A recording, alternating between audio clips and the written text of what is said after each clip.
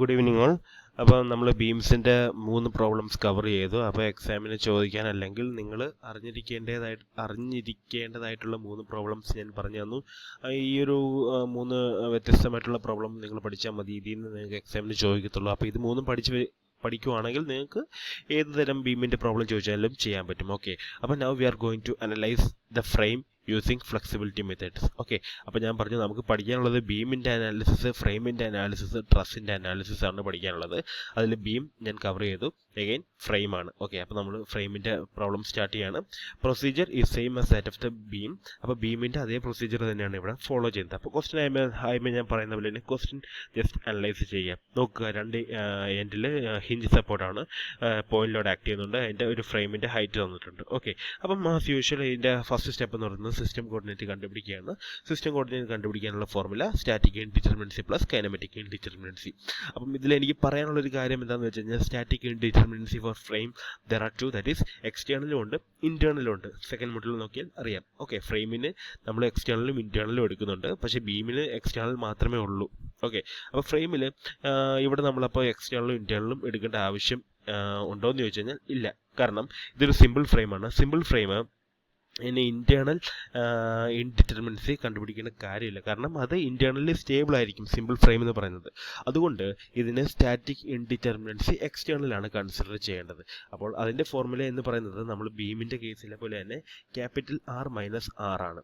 R എന്ന് വെച്ച് കഴിഞ്ഞാൽ നമ്പർ ഓഫ് റിയാക്ഷൻസ് ആണ്, സപ്പോർട്ട് റിയാക്ഷൻ. അതായത് ഇവിടെ ഹിഞ്ചിൽ 2 ഉണ്ട്, ഇവിടെയും 2 ഉണ്ട്. പിന്നെ ഇതിലൊരു വ്യത്യസ്തമായിട്ട് ഉള്ളത് എന്താണെന്ന് വെച്ച് കഴിഞ്ഞാൽ നേരത്തെ ബീം വെച്ച് കമ്പയർ ചെയ്യുമ്പോഴുള്ള ഡിഫറൻസ് എന്താണെന്ന് വെച്ച് കഴിഞ്ഞാൽ ഇവിടുത്തെ നമ്പർ ഓഫ് ഇക്വിലിബ്രിയം എന്ന് പറയുന്നത് 3 ആണ്. നമ്മൾ ഹൊറിസോണ്ടൽ റിയാക്ഷൻ കൂടെ കൺസിഡർ ചെയ്യുന്നുണ്ട്. അപ്പോൾ ഫ്രെയിമിന് സ്മോൾ r എന്ന് പറയുന്നത് 3 ആണ്, ബീമിൽ 2 ആയിരുന്നു കേട്ടോ. അതൊന്ന് കമ്പയർ ചെയ്ത് വേണം പഠിക്കാൻ. അപ്പോൾ നമുക്കിവിടെ സ്റ്റാറ്റിക് ഇൻഡിറ്റർമിനൻസി എന്ന് പറയുന്നത് ക്യാപിറ്റൽ R മൈനസ് R എന്ന് പറയുന്നത് ഇവിടെ ഹിഞ്ചിൽ 2 റിയാക്ഷൻ, ഇവിടെയും 2 റിയാക്ഷൻ. അപ്പം 4 മൈനസ് 3 എന്ന് പറയുന്നത് 1 കിട്ടി. അതായത് 1 എക്സ്ട്രാ ഫോഴ്സ് ഉണ്ട്. ഒരു റിഡൻഡന്റ് ഫോഴ്സ് ഉള്ളതുകൊണ്ടാണ് ഇത് ഇൻഡിറ്റർമിനേറ്റ് ആയത്. ഓക്കെ, പിന്നെ നമ്മളപ്പോഴത്തേക്ക് എന്ത് ചെയ്യണം, ഈ ഒരു ഒരെണ്ണം എക്സ്ട്രാ ആയിട്ടാണ് ഇതിനെ ഇതൊരു എക്സ്ട്രാ ഫോഴ്സിനെ നമ്മൾ അസ്യൂം ചെയ്യുന്നുണ്ട്. ഓക്കെ, അപ്പം പിന്നെ എനിക്കൊരു കാര്യം പറയാനുള്ളത്, ഇതിൻ്റെ അകത്ത് ഞാൻ സൈഡിൽ കൊടുത്തിട്ടുണ്ട്. നമ്മൾ അങ്ങനെ എക്സ്ട്രാ ആക്കുമ്പോഴത്തേക്ക് always try to get the joint as 1 hinge and 1 roller. ഇതിപ്പോൾ ഒരു 2 ഹിഞ്ചാണ്. അപ്പോൾ നമ്മൾ ഇതിനെ സ്റ്റേബിൾ ആക്കാനായിട്ട് എപ്പോഴും try to get as 1 hinge and 1 roller. Because നമുക്ക് ഇങ്ങനൊരു ഫോർമുല ഞാൻ പ്രൂവ് ചെയ്ത് തന്നിട്ടുണ്ട്. ആ കേസിൽ ഒരെണ്ണം ഹിഞ്ചും ഒരെണ്ണം റോളറായിരുന്നു. ആ ഒരു കേസ് കൊണ്ട് ഞാൻ പറഞ്ഞതാണ് എപ്പോഴും try to get 1 hinge and 1 roller. അപ്പോഴത്തേക്ക് ഇവിടെ ഇപ്പോൾ നമുക്കിത് ഇതൊരു ഹിഞ്ചാണ്. അപ്പോൾ ഇവിടുത്തെ ഒരു ഹൊറിസോണ്ടലിൽ നമ്മൾ എക്സ്ട്രാ ആയിട്ട് എടുക്കുകയാണെങ്കിൽ ഇതൊരു റോളർ ആവും. അപ്പോൾ പിന്നെ എന്താണ്, ഒരു റിയാക്ഷൻ പോയി കഴിഞ്ഞാൽ അവിടെ റോളർ ആവും. ഓക്കെ, അപ്പോൾ നമുക്കിവിടെ ഒരു എക്സ് ഡി അല്ലെങ്കിൽ ഈ ഒരു ഹൊറിസോണ്ടൽ റിയാക്ഷൻ നമുക്ക് എക്സ്ട്രാ ഫോഴ്സ് ആയിട്ട് എടുക്കാം. അത് ഞാൻ പുറകെ പറഞ്ഞുതരാം. ഓക്കെ, അപ്പോൾ അതാണ് ഞാൻ ഇപ്പോൾ ഉദ്ദേശിച്ചത്. ഒരു ഹിഞ്ചും ഒരു റോളറും ആക്കാൻ നോക്കുക സ്റ്റേബിൾ ആക്കാൻ വേണ്ടി.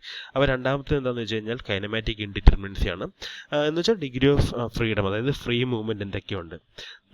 പിന്നെ ഇതിൻ്റെ അത് ഒരു കാര്യം പറയാനുള്ളത്, ഇത് ഫ്രെയിമിൻ്റെ കേസിൽ നമ്മൾ ചെയ്യുമ്പോഴത്തേക്ക് ഈ സപ്പോർട്ടിൽ വരുന്ന ഡിഗ്രി ഓഫ് ഫ്രീഡം അല്ലെങ്കിൽ ഫ്രീ മൂവ്മെൻറ്റ് കൺസിഡർ ചെയ്യേണ്ട. കാര്യം എന്താണെന്ന് വെച്ചാൽ ജസ്റ്റ് ടു എന്താ പറയുക, നമ്മളതിനെ ഒന്ന് ഷോർട്ട് ആക്കുകയാണ് പ്രോബ്ലം. അതായത് അതിൻ്റെ ഒരു പ്രോബ്ലത്തിൻ്റെ ലെങ്ത് കുറക്കാൻ വേണ്ടി നമ്മൾ സപ്പോർട്ടിൽ ഡിഗ്രി ഓഫ് ഫ്രീഡം എടുക്കുന്നില്ല, ജോയിൻറ്റിലെ ഡിഗ്രി ഓഫ് ഫ്രീഡം മാത്രമേ എടുക്കുന്നുള്ളൂ. അതുകൊണ്ട് എന്താണ്, ഇവിടെ ഒരു R1 എന്ന് പറഞ്ഞ റിയാക്ഷൻ വരുന്നുണ്ട്, ബിൻലോഡ് കാരണമുള്ളതാണ്. അപ്പോഴത്തേക്ക് എന്താണ്, ഇവിടെ ഒരു റൊട്ടേഷൻ ഉണ്ടാവും.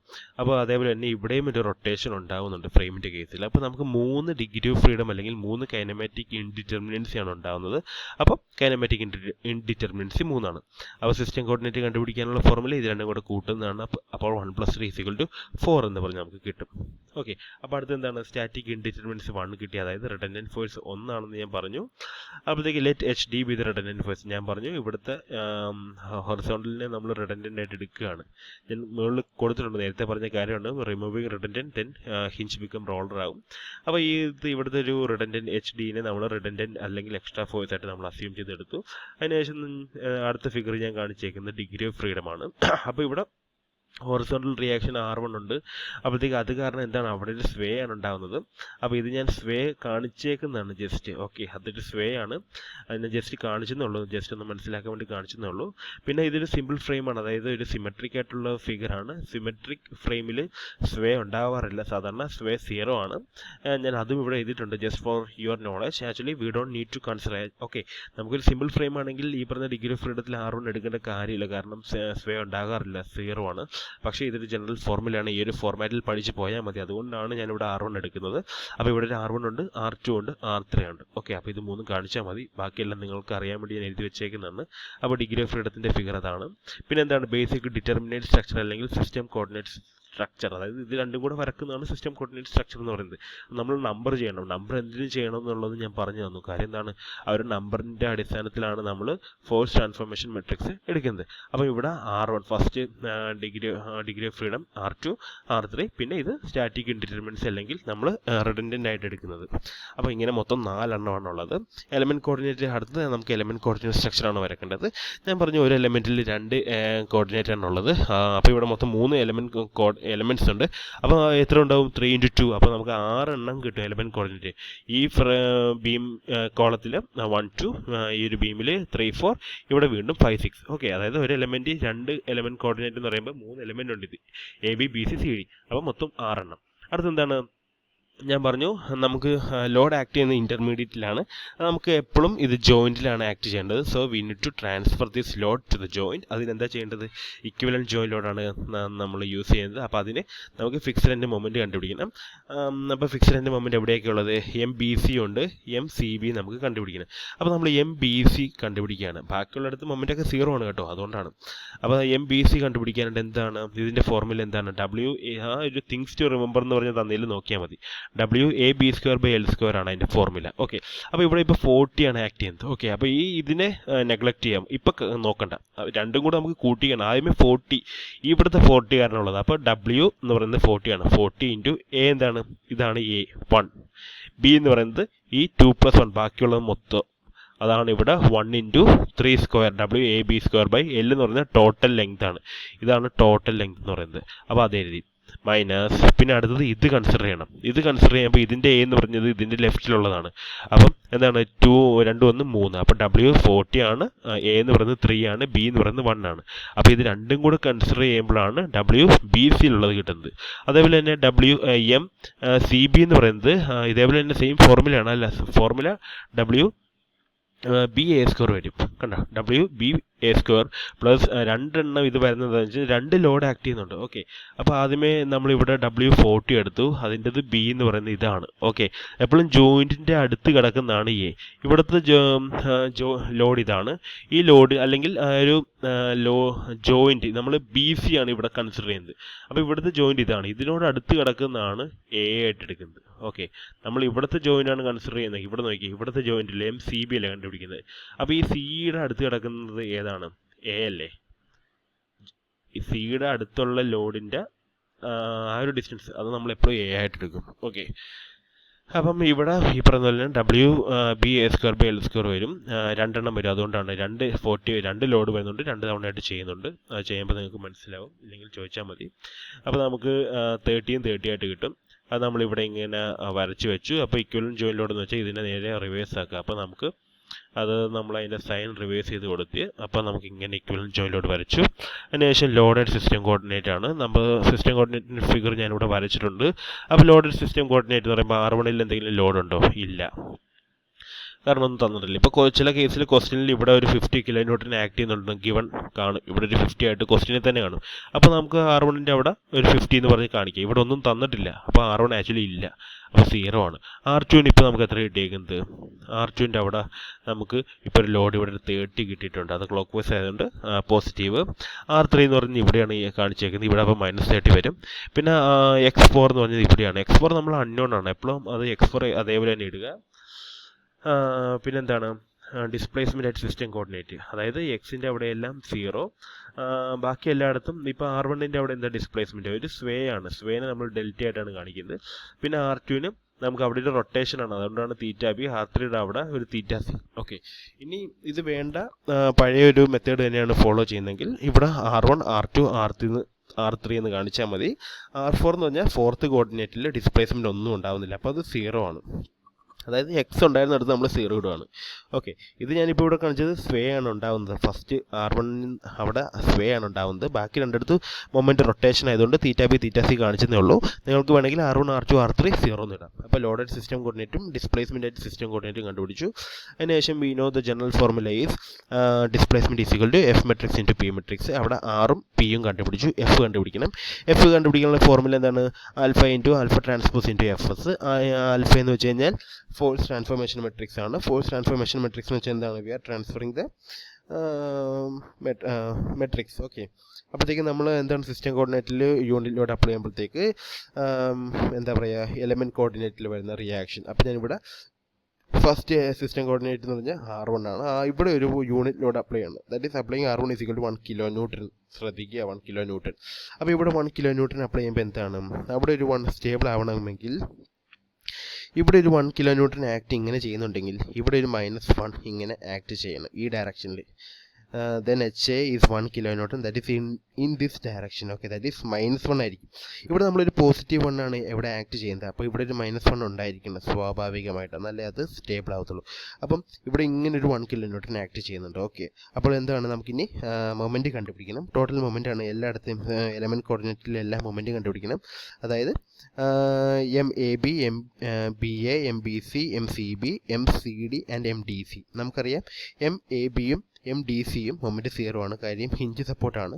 അടുത്തത് ഇവിടുത്തെ MBA ആണ് കണ്ടുപിടിക്കേണ്ടത്. അതെന്തായിരിക്കും? ഇവിടുത്തെ ഈ 1 ഫോഴ്സ് കാരണം ഇവിടെ ഒരു മൊമെൻറ്റ് ഉണ്ട്. That is 1 into height, that is 4. അത് എത്രയാണ്? അപ്പോൾ നമുക്ക് 4 കിലോന്യൂട്ടൺ മീറ്റർ കിട്ടും. MBA എന്ന് പറയുന്നത് -4 ആണ് കിട്ടുന്നത്, കാരണം ഇത് HA -1 ആണ്. -1 ഇൻറ്റു ഹൈറ്റ് എന്ന് പറയുമ്പോൾ ഇവിടെ -4 കിട്ടും. ഇവിടെ -4 ആണെങ്കിൽ MBC എന്ന് പറയുന്നത് എന്തായിരിക്കും? +4 ആയിരിക്കും. ഓക്കെ, ഇവിടെ -4 ആണെങ്കിൽ MBC +4 ആയിരിക്കും. അതുകൊണ്ടാണ് MBC 4 കിലോന്യൂട്ടൺ മീറ്റർ ആക്കുന്നത്. Because total moment about the joint 0 ആണ്.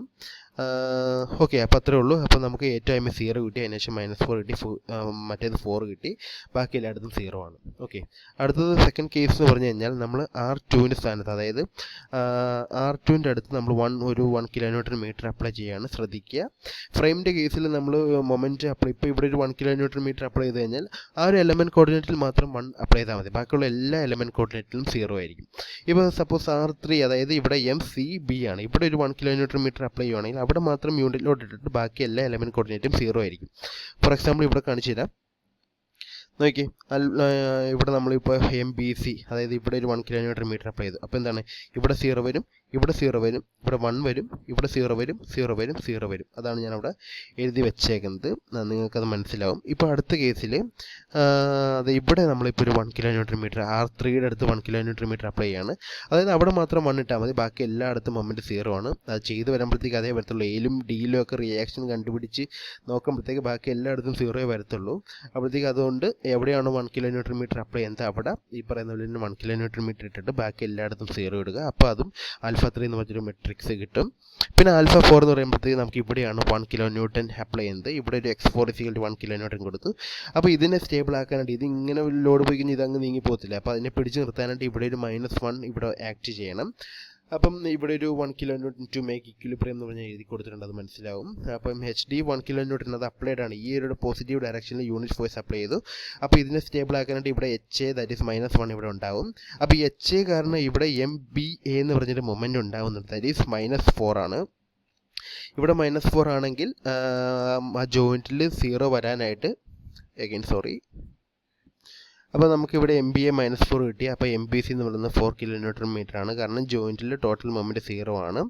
അതേപോലെ തന്നെ നമുക്ക് ഇവിടെ എന്ന് പറയുന്നത് നമുക്ക് 1 ഇൻറ്റു 4 കിട്ടും കേട്ടോ.